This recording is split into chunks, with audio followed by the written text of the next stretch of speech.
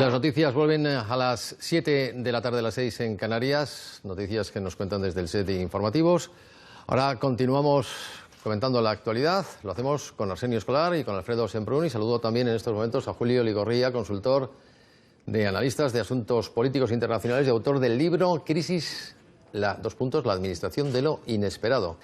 El señor Ligorría es diplomático, lleva más de 30 años trabajando como consultor internacional para gobiernos y multinacionales en Latinoamérica. También ha sido embajador de Guatemala en Washington hasta hace 2 años.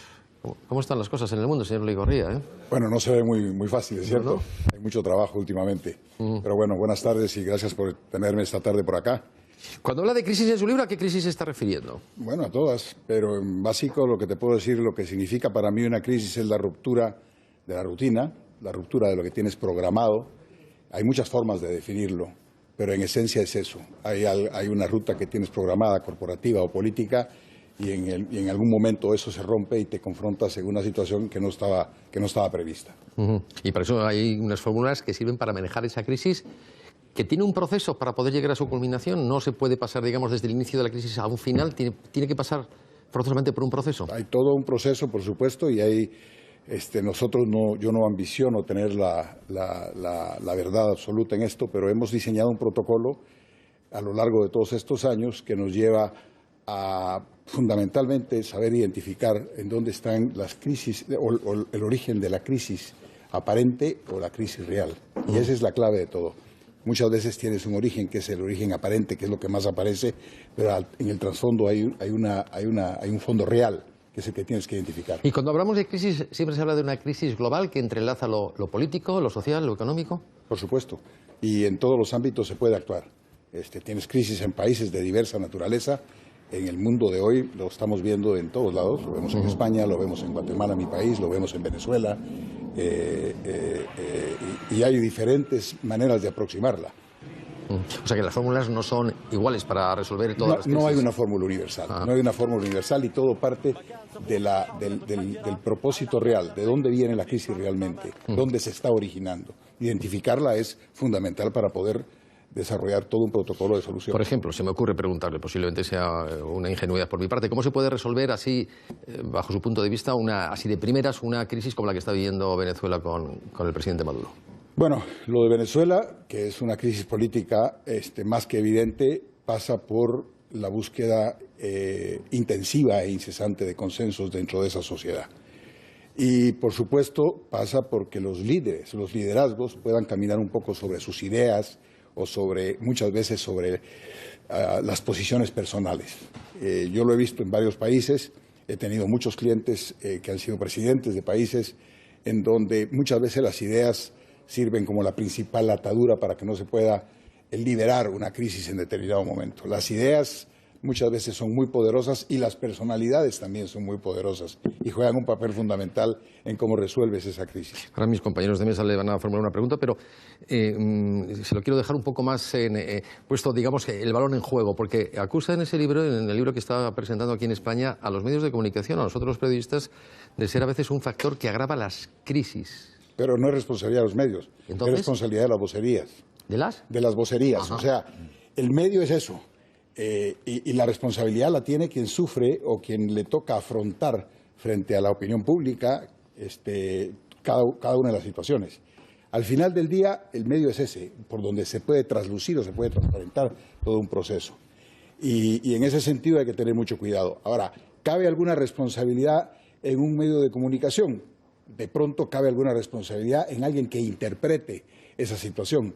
Pero al final del día, uno manejando una crisis no puede dejar al libre albedrío la interpretación de las cosas. Tiene que ser muy preciso en decir esto o aquello para que la interpretación coja un poquito de manera muy difícil el poder salirse de lo que verdaderamente se quiere comunicar. Pero entonces ustedes, los expertos en manejar situaciones de crisis, tendrán entonces también a veces que manejar estrategia que influye en los medios de comunicación.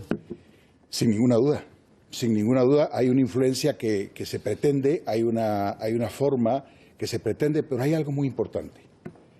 En las crisis no se puede mentir. En la administración de crisis no se puede mentir.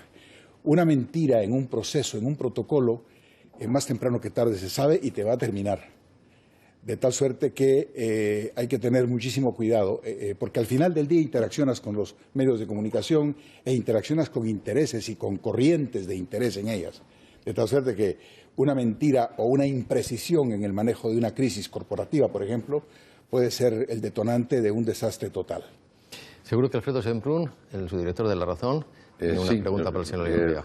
Volviendo al tema de Venezuela. En Venezuela el problema es que el Estado, el gobierno de Venezuela tiene además toda una panoplia de medios de comunicación propios y en fin, ¿cómo se puede mantener, afrontar una crisis cuando ni siquiera vale decir la verdad? Bueno, es que el tema de Venezuela pasa por un tema ideológico de profundidad. Hay toda una fuerza ideológica dominante. No puedes necesariamente que llamar al Estado venezolano en este momento un Estado plenamente democrático. Es decir, en la Venezuela de hoy, por ejemplo, es impensable lo que sucede en el debate español. En términos, yo entiendo que a los españoles les tiene muy preocupados su propia situación, es decir, como es normal, pero es que el debate enriquece mucho y las nuevas propuestas que están sobre la mesa están por alguna razón que los políticos y los líderes españoles están intentando dar lectura. Es decir, el emerger de nuevas corrientes de propuesta en la política española tiene una razón fundamental, y la razón fundamental o la razón real de ese emerger está en el electorado. Claro. En el electorado que se ha visto en alguna medida desplazado por lo que antes apoyaba y que quiere encontrar otras rutas para resolver sus problemas diarios, el diario acontecer. En Venezuela no existe ese espacio. La oposición venezolana no tiene ese espacio.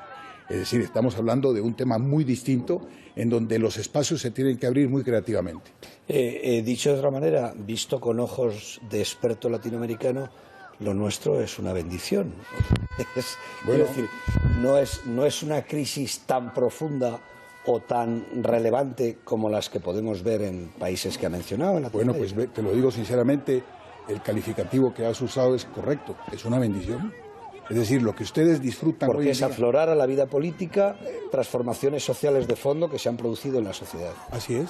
Y ojo, hay mensajes muy poderosos que yo estoy dando lectura a la España actual, a la España moderna, y esos mensajes están claramente identificados desde el electorado en que hay una inconformidad, ojo, con esta maravilla que ustedes han alcanzado. Si nosotros nos trasladamos a otros escenarios en Hispanoamérica, por ejemplo, ustedes encontrarían situaciones verdaderamente complejas que ustedes dejaron atrás hace 30 años.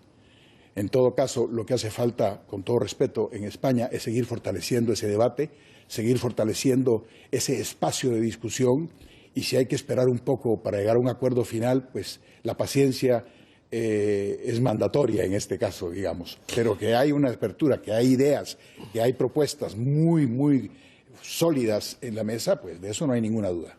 ¿Y cómo va la evolución, la emergencia de esos países latinoamericanos que ha sido una realidad durante el último lustro, sobre todo el último lustro, y que parece que en los últimos tiempos está perdiendo un poco de brillo?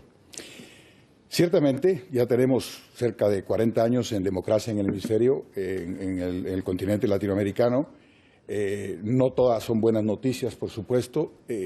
Unas han avanzado mejor que otras, otras han tenido que corregir el rumbo. Yo te diría que Venezuela, en este caso, para volver al tema, es un mensaje muy doloroso en términos de libertad, en términos de democracia, en términos de oportunidades y hoy por hoy en términos de hambre real para amplísimos sectores de Venezuela. Con lo cual, algo que nos extraña muchísimo es la falta de solidaridad hemisférica y diría mundial en términos de poder empujar o presionar un poco de tal suerte que esos espacios se puedan abrir. En términos de lo que yo puedo hablar con absoluta propiedad, que es mi país, Guatemala, estamos viviendo un momento muy difícil, porque Guatemala es un país que acusa una situación social muy difícil. En mi país, por ejemplo, 1 de cada 2 niños no puede desarrollar plenamente su cerebro. Guatemala es el país número 1 del hemisferio occidental en desnutrición crónica infantil y el quinto del mundo. Y esa agenda social abandonada no la hemos podido atender adecuadamente en estos 30 años de democracia formal, porque no hemos llegado ni siquiera a una democracia funcional. Y si en las últimas 24 horas vemos únicamente las noticias de lo que ha pasado, donde un presidente en pleno proceso, a 8 meses de haber tomado el poder, te sale con un decreto gubernativo que te suspende las garantías constitucionales de libertad, de libre locomoción, usando como excusa el clima, el medio ambiente, la situación es más compleja que eso todavía. ¿Qué balance hace, perdóneme, del nuevo presidente guatemalteco, de Jimmy Morales?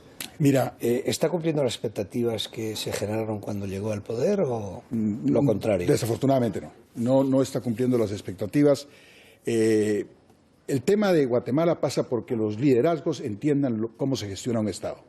Eso es lo primero. Y lo segundo es que los equipos del gobernante lo puedan hacer de una mejor manera, con un programa, y eso no ha existido estos 8 meses. ¿Y por qué? ¿Por bisoñez, por falta de experiencia, por equipos poco preparados? Yo creo que hay un poco de falta de experiencia, y te digo que ha contado con la comprensión de propios y extraños. Pero acusar, por ejemplo, a la prensa, de nueva cuenta, acusar a la prensa de ser responsable de tu propia crisis, eso no lo entiende nadie, y eso es lo que está sucediendo en la Guatemala. ¿Ha perdido los apoyos con los que llegó al consensuado a la presidencia en su carrera electoral o no? Yo te diría que a esas alturas sí. No hay ninguna duda que hay mucho desencanto y que las personas que le han estado apoyando, conscientes de la crisis social que vive el país, no entienden cómo a 9 meses de entrar en el poder no haya podido estructurar una salida, por lo menos de sostenibilidad, para una Guatemala que quiere seguir siendo democrática, abierta y de...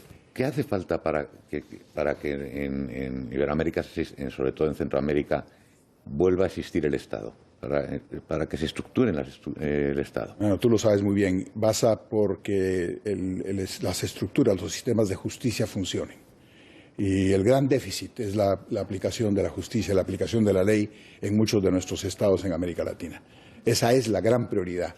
Y la otra prioridad es que los liderazgos políticos entiendan que todo pasa, en el caso de países como Guatemala, con grandes carencias sociales, por estados que tengan programas subsidiarios de mediano y largo plazo y de fortalecimiento, por otro lado, de las economías, de las oportunidades para el crecimiento. Encontrar un balance entre el Estado y el mercado, para mí, es la clave. Y entender también que esta globalización que afecta a los trabajadores de Europa, de Estados Unidos y de América Latina, le está pegando precisamente a las soluciones sociales. Y es ahí donde se exige más creatividad de liderazgo político.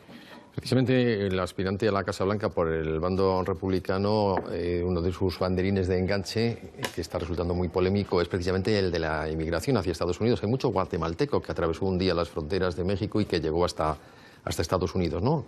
¿Hay unas cifras sobre inmigrantes de guatemaltecos? Más o menos 1.300.000 guatemaltecos es la diáspora en Estados Unidos. De esos hay aproximadamente 800.000 que se encuentran en Estados Unidos legalmente establecidos. El resto ilegales, irregulares. Legales. Ilegales estarán unos 400 a 500.000 más o menos.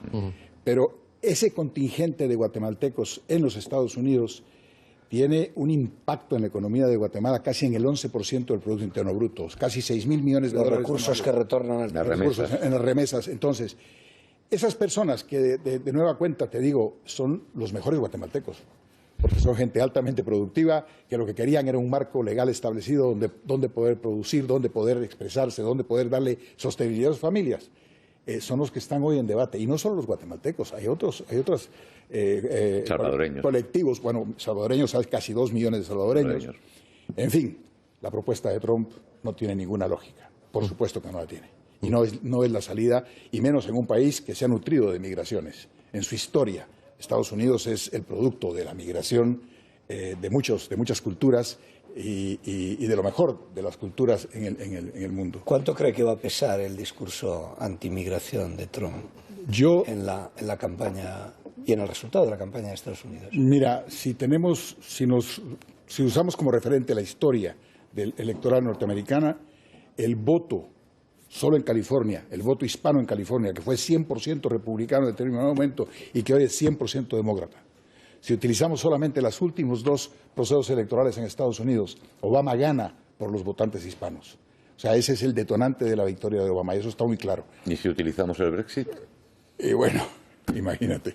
Entonces, Es que los ingleses votaron muy movidos por la inmigración. por la inmigración. De todas maneras, te digo, creo que Trump llega a un estadio electoral, pero mi apuesta es que no tiene la victoria, sino que la tiene Hillary Clinton. Aunque Hillary haya bajado de un casi 70% a un 62% en las últimas semanas, era lógico, porque era cuando se abría la campaña.